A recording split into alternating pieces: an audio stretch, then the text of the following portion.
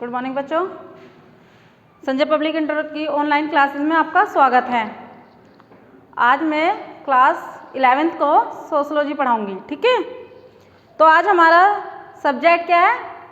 समाजशास्त्र, ठीक है। तो उसमें हमारा आज पार्ट 1 चलेगा, समाजशास्त्र एवं समाज। इसमें मैं आपको समाजशास्त्र और समाज के बारे में बताऊंगी, ठीक है। तो आज का हमारा टॉपिक क्या है? समाज।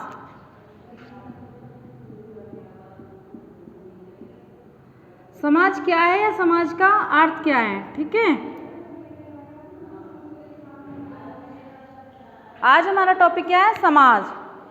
समाज किसे कहते हैं? एक से अधिक समुदाय से मिलकर बने बड़े वह समूह को, समूह के बीच के संबंधों को समाज कहते हैं। जैसे कि एक से बड़े मतलब एक से अधिक जो समुदाय से मिलकर बने बने वह बड़े समूह को, मतलब समुदाय के बने बहुत बड़े मतलब समुदाय को या समूह को के बीच के जो संबंध होते हैं, ठीक है, उसे क्या कहते हैं? हम समाज कहते हैं, ठीक है। जो एक दूसरे के प्रति होते हैं, एक दूसरे मतलब क्या होता है? समुदाय या समाज किसे कहा गया है? समाज केवल एक व्यक्ति को नहीं बल्कि अनेक व्यक्तियों के संबंधों को, ठीक है, एक दूसरे से क्या वो संपर्क रखते हैं, तो उसे क्या कहा जाता है? समुदाय। तो समुदाय की जो समूह होता है, बड़ी संख्या में या बड़ी मात्रा में जो समूह होता है, उसको क्या कहते हैं? हम समाज कहते हैं। सपोज करो कि आप एकता नगर या कृष्णा नगर या डोरली, ठीक है, या मोदीपुरम, आप वहाँ पर रहते हो, ठीक है। तो जो लोगों का समूह है, ठीक है, या समुदाय है, वो क्या होता है? जो कृष्णा नगर या एकता नगर के लोगों का समूह है, तो उन लोगों के बीच जो संबंध है, उसे क्या कहा जाएगा? समाज कहा जाएगा, ठीक है। समाज एक वर्ग से या एक व्यक्ति से नहीं बल्कि बहुत सारे समुदाय या समूहों से मिलकर बना है, ठीक है। फिर है समाजशास्त्र।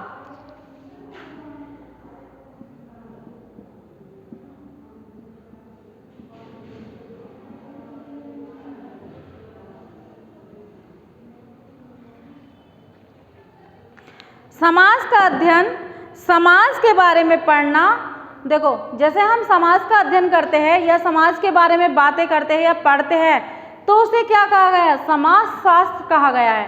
क्योंकि जब तक हम किसी भी चीज़ मतलब अपने वर्ग या अपने समूह या अपने समुदाय के लोगों के संबंधों के बारे में, उनके बीच के बारे में नहीं जान पाएंगे या नहीं पढ़ पाएंगे या उनका अध्ययन नहीं कर पाएंगे, तब तक क्या हम समाजशास्त्र का अध्ययन भी नहीं कर पाते। तो क्या अगर हम समाज में हो रही सभी बातों की जानकारी लेते हैं या मतलब उनका अध्ययन करते हैं, उनको पढ़ते हैं, तो उसे क्या कहा गया? समाजशास्त्र कहा गया। मैकाइवर पेज के अनुसार कुछ राइटर हैं जिन्होंने इनको डेफिनेशन किया, मतलब इनकी परिभाषाएं दी है, ठीक है। तो मैकाइवर पेज के अनुसार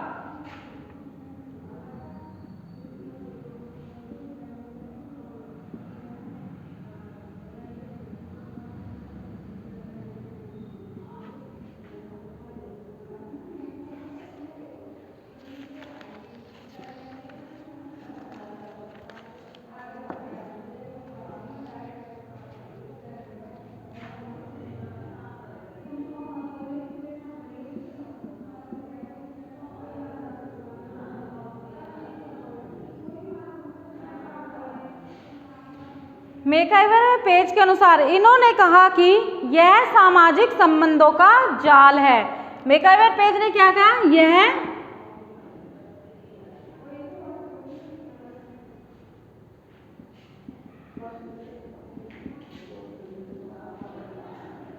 सामाजिक संबंधों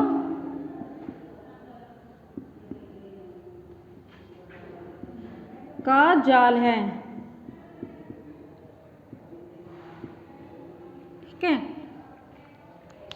मैकाइवर ने कहा यह सामाजिक संबंधों का जाल है। जो सामाजिक है वो क्या? सामाजिक संबंधों मतलब एक दूसरे के बीच के जो कड़ियाँ होती है या जो बातें होती है, उसे क्या कहा है? समाज कहा गया है। जो उन दोनों के बीच का संबंध है उसको समाज कहा गया है। फिर है राइट के अनुसार।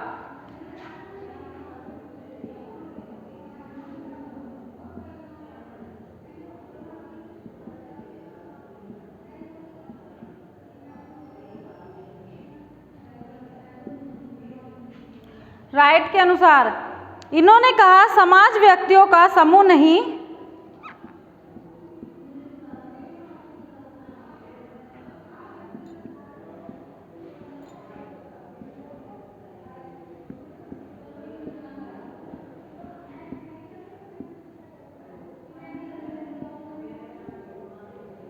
नहीं बल्कि समूह में रहने वाले, बल्कि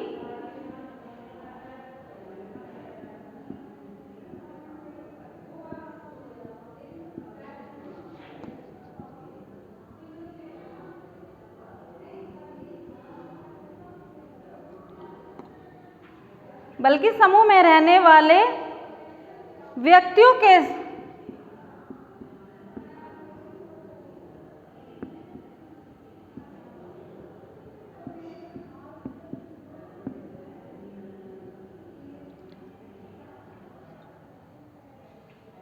संबंध की व्याख्या है।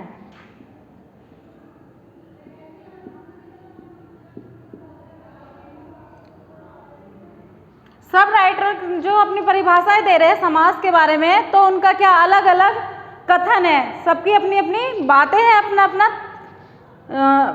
अपनी अपनी बातों से उन्होंने समाज को परिभाषित किया गया है। जैसे मिकाइल वेब पेज के अनुसार इन्होंने कहा कि सामाजिक संबंधों का जाल है, जो सामाजिक संबंध है एक दूसरे के प्रति उसका जाल है। और राइट के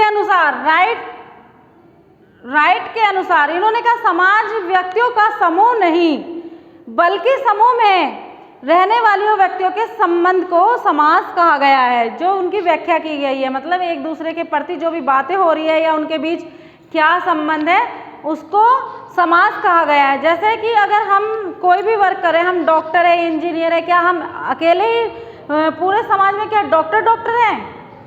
अगर डॉक्टर पूरे समाज में हो जाएंगे तो क्या दूसरा वर्क नहीं होएगा हमारा, ठीक है। तो क्या कहा, ये भी एक संबंध है, एक दूसरे से कड़ी जुड़ी हुई है कि हमें हर मनुष्य को अलग अलग व्यवसाय में रखा गया है और हमें एक दूसरे का मतलब हम एक दूसरे के प्रति उनके ऊपर डिपेंड है, मतलब कि हमें एक दूसरे की जरूरत है। तो उसे क्या कहा है, संबंध की कड़ी का नाम दिया गया है, ठीक है। जैसे ये मैं रफ कर दे रही हूँ, इतना आपको समझ में आ गया।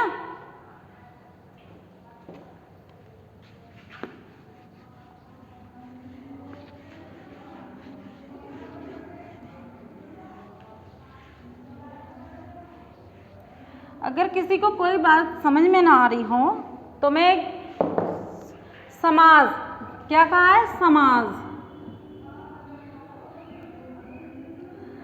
समाज को क्या करा है, 4 वर्गों में, मतलब समाज में क्या हो,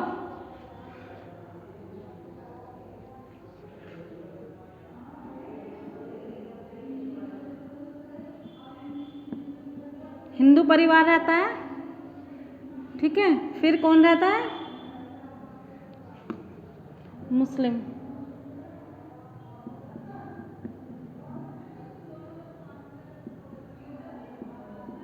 मुस्लिम परिवार, ईसाई परिवार,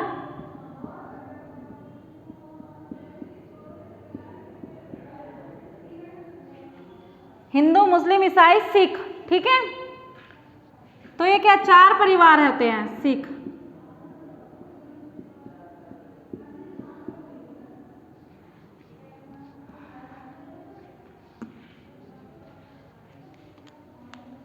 समाज में 4 वर्ग के लोग रहते हैं, अलग अलग कास्ट के।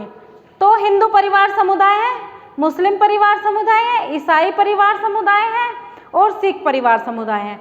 अगर हिंदू परिवार में शादी हो रही है या कोई उत्सव मनाया जा रहा है तो क्या हो रहा है, मुस्लिम परिवार भी वहाँ पर आ रहा है, ठीक है। और ईसाई परिवार भी वहाँ पर क्या आता है, और क्या करते हैं, सिख परिवार भी वहाँ पर आया। तो ये तीनों समुदाय के लोग हिंदू समुदाय के परिवार में शादी में आते हैं या किसी उत्सव में आते हैं। ऐसे ही हिंदू परिवार के लोग भी क्या मुस्लिम समुदाय के वर्ग में जाते हैं, ईसाई लोग भी जाते हैं और सिख परिवार भी जाते हैं। इतना तो आपको समझ में आ गया होगा। तो ये क्या हो गया, इनके बीच का जो संबंध है वो क्या कहलाया गया, समाज। ठीक है, वो क्या कहलाया गया, समाज। ठीक है, तो ऐसे क्या हमें एक दूसरे के संबंधों का आदर करना चाहिए, एक दूसरे के प्रति अच्छा व्यवहार करना चाहिए और एक दूसरे से ही क्या समाज की पूर्ति होती है, समाज बनता है। अकेले व्यक्ति के समूह से नहीं बल्कि इन सबके समूह के संबंधों को समाज कहते हैं। इतनी बात आपको समझ में आ गई होगी बेटा। ठीक है, इन सबके बीच क्या है, प्रेम भाव। उसके प्रेम भाव की जो बातें उत्पन्न होती है, प्रेम भाव है, उसे ही क्या कहा गया, समाज कहा गया है। ठीक है, या आप किसी हिंदू की, मतलब यही कहा गया है मैंने, जैसे कि हिंदू परिवार की शादी में जा रहे हैं तो सभी वर्ग के लोग यहाँ पर जाते हैं और उनके बीच क्या है, ये संबंध है जो किसको परिभाषित कर रहा है, जो समाज को परिभाषित कर रहा है। फिर है समाज के प्रमुख आधार। आगे का दूसरा पॉइंट क्या है हमारा, समाज के प्रमुख आधार।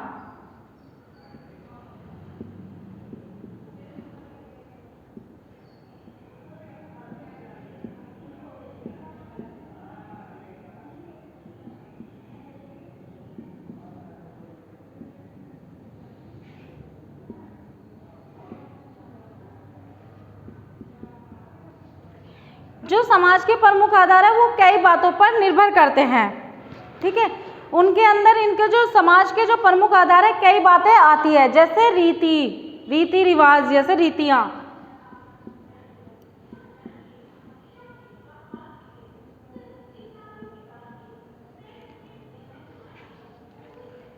सभी वर्ग के समुदाय के लोग रहते हैं। ठीक है, तो उनकी क्या जो रीति रिवाज है वो क्या होते हैं, अलग अलग होते हैं। ठीक है, क्या हम एक दूसरे के रीति रिवाजों को नहीं मानते, नहीं मानते हैं, हम उनको आदर भी देते हैं, सम्मान भी करते हैं। ये नहीं है कि हिंदू वर्ग के लोग हैं तो वो हम भाई अपनी दिवाली अपनी लक्ष्मी जी की पूजा करेंगे या गणेश जी की पूजा करेंगे, नहीं। वो मुस्लिम परिवार के जो समुदाय है वो भी क्या हिंदू लोग के जो इस पूजा को पाठ को मतलब सम्मान देते हैं, वो ये इनसे क्या घृणा नहीं करते। ऐसे ही हिंदू परिवार भी मुस्लिम जो भी अपने अल्लाह या जो भी है उनको मानता है, उनकी प्रार्थना करता है। ठीक है, तो उन सबको वो भी मानते हैं, एक दूसरे के समुदाय में जो भी रीति रिवाज होते हैं वो उनका आदर सम्मान करते हैं। प्रत्येक समाज में अलग अलग तरह की रीतियाँ पाई जाती है। जैसे मैंने अभी बताया, प्रत्येक जो समाज है हमारा उसमें क्या अलग अलग तरह की रीतियाँ पाई जाती है। तो क्या हिंदू परिवार के जो रीति रिवाज है वो अलग होते हैं, मुस्लिम परिवार के रीति रिवाज अलग होते हैं, सिख धर्म के जो हैं वो उनके रीति रिवाज अलग होते हैं, ईसाइयों के रीति रिवाज अलग होते हैं। तो ये क्या है, सबके अपने अपने अलग अलग रीति रिवाज है। तो इन रीति रिवाजों को लेकर कोई भी एक दूसरे के प्रति हीन भावना नहीं रखता, क्योंकि इन्हीं रीति रिवाजों से हमारे समाज का वर्णन किया गया है।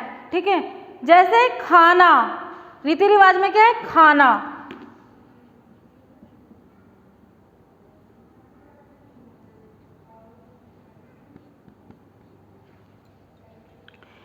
तो इसमें क्या, खान पान। पहला हमारा रीति रिवाज में खान पान। सभी लोगों का क्या खान पान अलग होता है, खाने का तरीका अलग अलग होता है। हिंदू लोग, बहुत से हिंदू लोग नॉनवेज है, क्या शाकाहारी मांसाहारी दोनों तरह के मिलेंगे। तो इसमें क्या सबका अलग अलग खाना पीना होता है। ठीक है, और आप कहीं भी चले जाओ, किसी भी देश में चले जाओ, सबका अपना अपना खाना अलग, खान पान जो है वहाँ की खान पान के जो रीति रिवाज है वो सबके अलग अलग पाए जाते हैं। ठीक है, साउथ में चले जाओ उनका अलग है। ठीक है, और इधर तमिल में चले जाओ तो उनका खान पीना अलग है। ठीक है, कहीं भी चले जाओ आप, वहाँ का सबका खाना पीना अलग अलग होता है। उसके बाद है बोलचाल।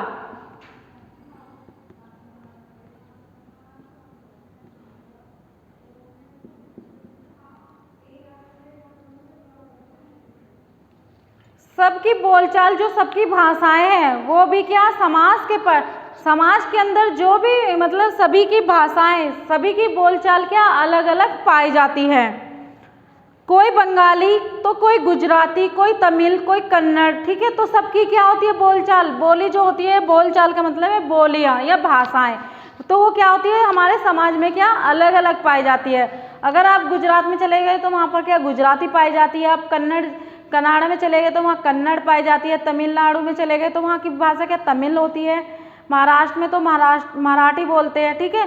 तो सबकी क्या बोलचाल क्या होती है अलग अलग होती है, ठीक है। उसके बाद है धर्म विवाह, इसी में अभी इसी का है टॉपिक रीतियों का ही। इसमें क्या है,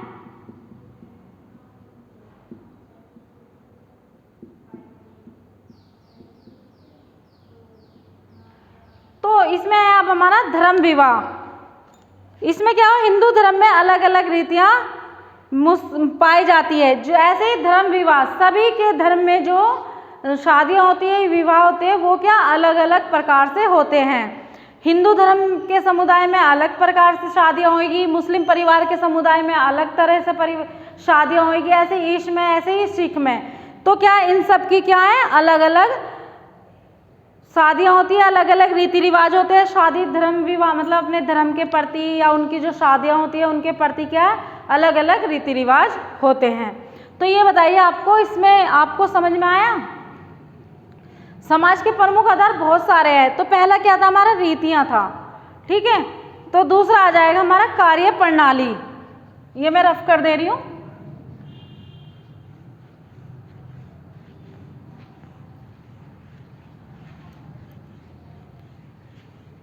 इतना तो बेटा आपको समझ में आ गया बच्चों।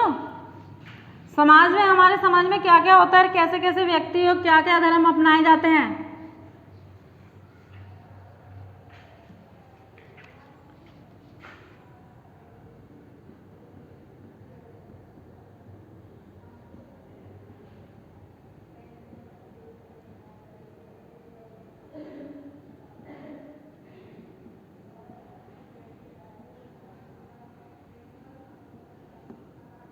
पहले इसमें मैंने क्या पढ़ाया था, रीतियां।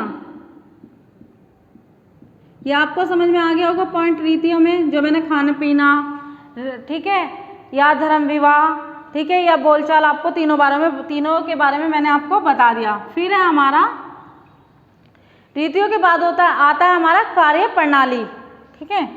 तो हमारा टॉपिक है कार्य प्रणाली। कार्य प्रणाली क्या है,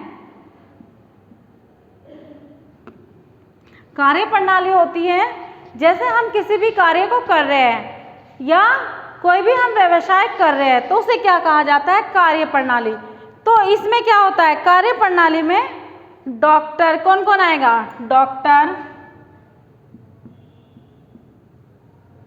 शिक्षक, मजदूर, वकील,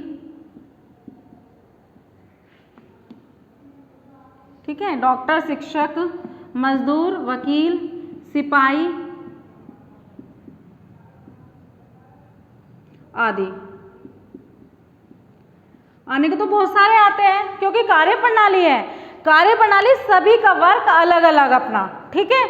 अगर हम छोटे से बात है, अगर सभी समाज के जो व्यक्ति है अगर डॉक्टर ही बन जाएंगे तो मरीज कौन बनेगा भाई।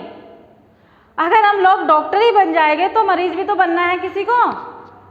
तो इसीलिए क्या जो हमारे समाज के व्यक्ति है वो डॉक्टर ही नहीं बन सकते। कुछ व्यक्ति क्या डॉक्टर बन सकते हैं, कुछ व्यक्ति शिक्षक बनते हैं, कुछ व्यक्ति मजदूर बनते हैं, कुछ व्यक्ति वकील बनते हैं या कुछ व्यक्ति सिपाही बनते हैं। अगर हम मान लो शिक्षक ही बन जाए तो पढ़ेगा कौन, किसे पढ़ाएंगे हम, अगर हम खुद ही शिक्षक बन जाएंगे।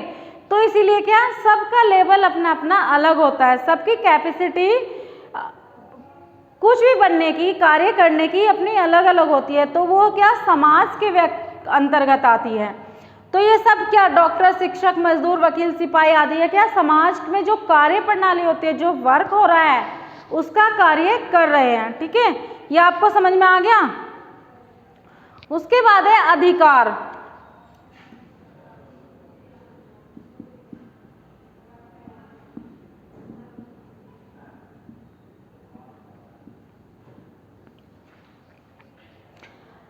मान लो, अधिकार माने मान लो स्कूल है, स्कूल, ठीक है, क्या है,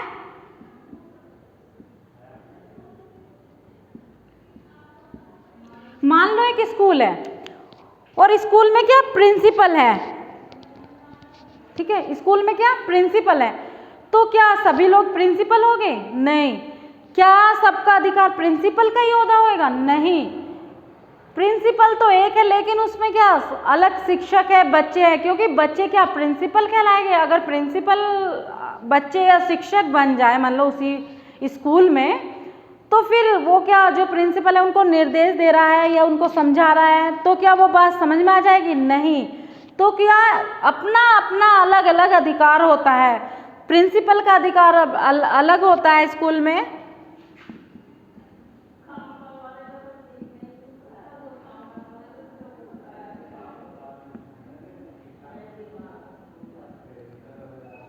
प्रिंसिपल का अधिकार अपना अलग होता है। वो सभी को, टीचर्स को, बच्चों को अपने निर्देशों के अनुसार चलाता है, ठीक है, उन्हें मोटिवेशन करता है, उन्हें प्रेरणा देता है कि तुम्हें इस वर्क को करोगे तो ऐसा हो जाएगा, नहीं अब ये चीज़ होनी चाहिए, नहीं अब ये चीज़ होनी चाहिए।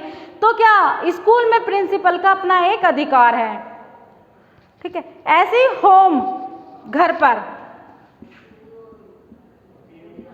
होम में क्या मॉम डैड,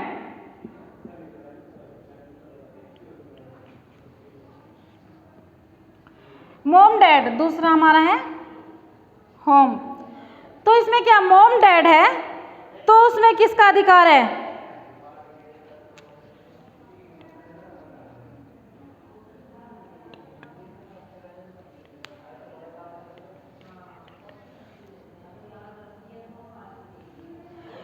तो इसमें क्या अपना अपना अलग अलग अधिकार है। घर पर क्या मॉम डैड मतलब मम्मी पापा का अधिकार है अपने बच्चों के ऊपर, अपने बच्चों को गलत या सही के बारे में उनका क्या अनुमान लगाना, उनको सही और गलत बातों के बारे में समझाना।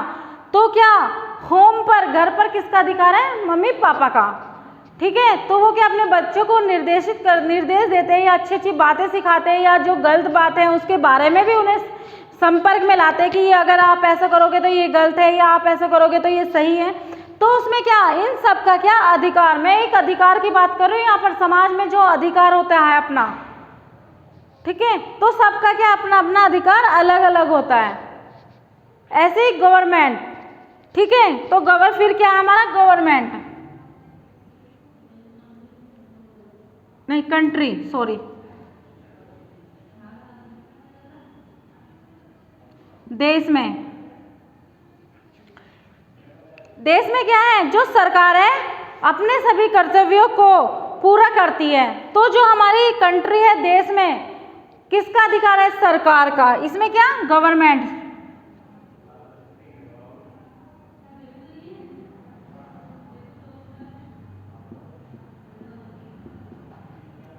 सरकार। तो देश में क्या सरकार का अपना अधिकार है, अपने कर्तव्य है, तो वो सभी कर्तव्यों का क्या पालन करती है, अपने सभी कर्तव्यों को क्या वो पूरा करती है। तो इसमें जो सरकार है उसे कैसे अपने देश को चलाना है, तो वो किसके हाथ में है? सरकार के हाथों में। तो किसका अधिकार है यहाँ पर? सरकार का, ठीक है। कंट्री पर, देश पर किसका अधिकार है? सरकार का। वो अपने कर्तव्यों से ही समाज के, जो समाज में रीति रिवाज जो भी कार्य हो रहे हैं उनका पालन करती है। उस आधुनिक भारत में अधिकार का कर्तव्य का रूप पर्याप्त, जटिल एवं विस्तृत ही पर्याप्त होता है। जो हमारे अधिकार है उसमें क्या भारत में जो भी अधिकार का रूप, पर्याप्त रूप है, उसमें क्या होता है? वो जटिल है और विस्तृत है, मतलब कठोर है और विस्तृत माने काफी फैला हुआ है। जो अधिकार है हमारे देश में वो काफी मात्रा में फैले हुए हैं। तो क्या हुई, आपको तीनों पॉइंट समझ में आए? समाज के जो प्रमुख आधार हैं, ठीक है बेटा, ये आपको समझ में आया। उसके बाद है हमारा फोर्थ, पारस्परिक सहयोग। फोर्थ में क्या आएगा हमारे? अभी हमारे समाज के प्रमुख आधार ही चल रहे हैं।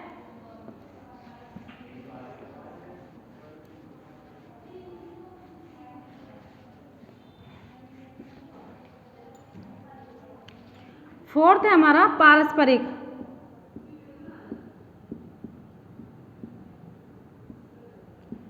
सहयोग।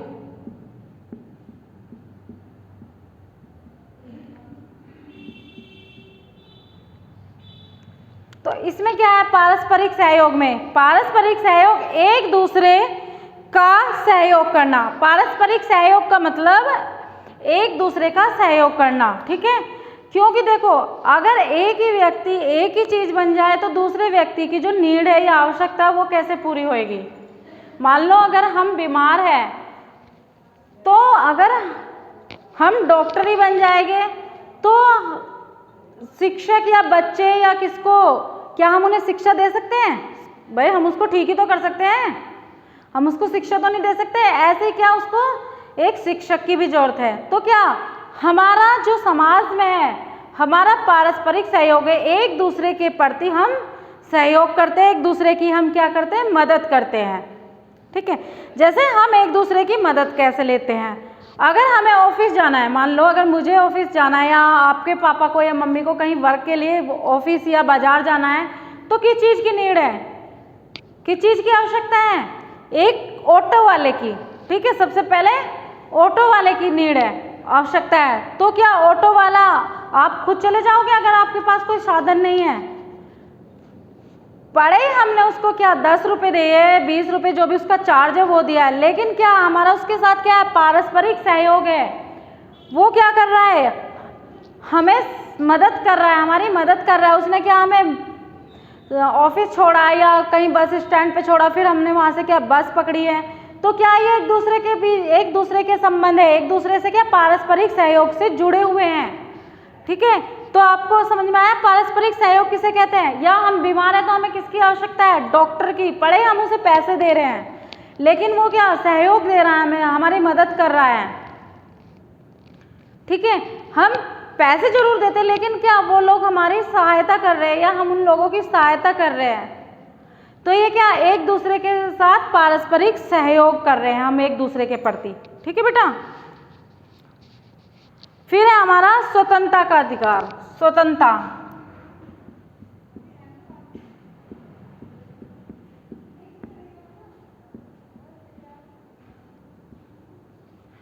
फिफ्थ है हमारा स्वतंत्रता। अगर किसी व्यक्ति को स्वतंत्र नहीं होगा तो समाज में क्या होगा? विकास नहीं होगा। अगर कोई भी व्यक्ति क्या स्वतंत्र नहीं होगा तो क्या समाज जो है हमारा, समाज में क्या होगा? डेवलपमेंट नहीं होगा, मतलब विकास नहीं होगा। इसलिए क्या व्यक्ति को स्वतंत्र होना भी जरूरी है कि हमें स्वतंत्रता मिलनी चाहिए कि हम कहीं भी आ जा सकते हैं, कहीं पर भी घूमने के लिए जा सकते हैं, ठीक है। तो या हम कोई भी भाषा बोल सकते हैं, तो हमें क्या स्वतंत्रता मिलनी चाहिए।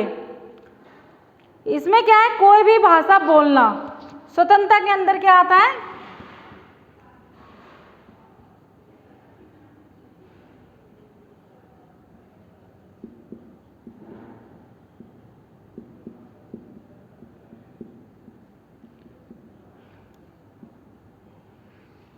हमें छूट, मतलब स्वतंत्रता होनी चाहिए कि हम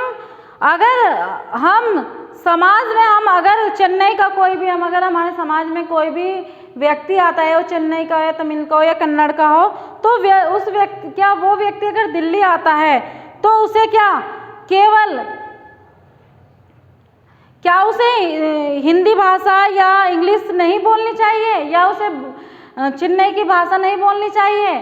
तो उसके लिए भी उसे क्या स्वतंत्रता मिलनी चाहिए कि हम इस लैंग्वेज को या इस भाषा को बोल सकते हैं, ठीक है। या कोई भी व्यक्ति बाहर से आता है, हमारे देश में आया, हमारे यहाँ पर आया, तो क्या उसे हमारे जैसी लैंग्वेज बोलने का कोई अधिकार नहीं है? ऐसे हमारे क्या जो हमारे रीति रिवाज है, हमारा खान पीन है, या हम जो भी मतलब बोलचाल है हमारे, या खान पीन करते हैं, क्या उसका अधिकार नहीं है? क्या उसे स्वतंत्रता नहीं होनी चाहिए? उसे स्वतंत्रता होनी चाहिए, क्योंकि जब तक स्वतंत्रता नहीं मिलेगी, जब तक डेवलपमेंट समाज में नहीं होगा। और स्वतंत्रता मिलते ही समाज में क्या तरक्की या डेवलपमेंट या उसका विकास होने लग जाएगा। इसलिए स्वतंत्रता भी होनी बहुत जरूरी है। फिर है धार्मिक।